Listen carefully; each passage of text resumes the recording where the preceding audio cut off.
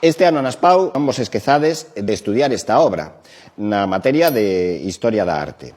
Trátase de un fresco, unha pintura, autor Giotto, título A fuxida a Exipto, cronoloxía 1303-1305 e estilo italogótico. Nos encontramos ante unha obra que o seu autor, como ben dixen, era Giotto, que se pode considerar pois o iniciador da pintura moderna. Giotto busca ou fai un intento de crear unha sensación de tridimensionalidade a través da perspectiva e o volume.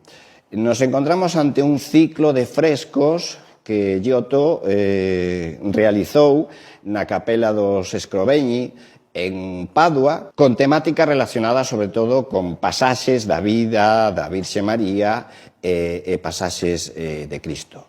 En concreto, nos encontramos aquí con a fuxida a Exipto. Este feito se produce despois da adoración dos magos e a famosa persecución do rei Herodes antes da matanza dos inocentes. Familia, é dicir, San Xosé, a Virxe María e o neno Xesús, pois deciden facer ese viaxe, fuxir a Exipto, e Giotto aquí quere crear esa sensación de tridimensionalidade a través de diferentes aspectos. Sobre todo perspectiva e volumen. Como consigue a perspectiva? Pois introducindo o que sería esa paisaxe rocosa, grisácea, que nos dá a sensación de perspectiva, sobre todo. Despois introduce o que sería algo de movimento a través da Virxe María, o asno empeza a mover as patas dianteiras, San Xosé que mira cara atrás, e tamén o anxo que os guía pois a través do movimento das mans. Unha obra fundamental para entender a pintura posteriormente,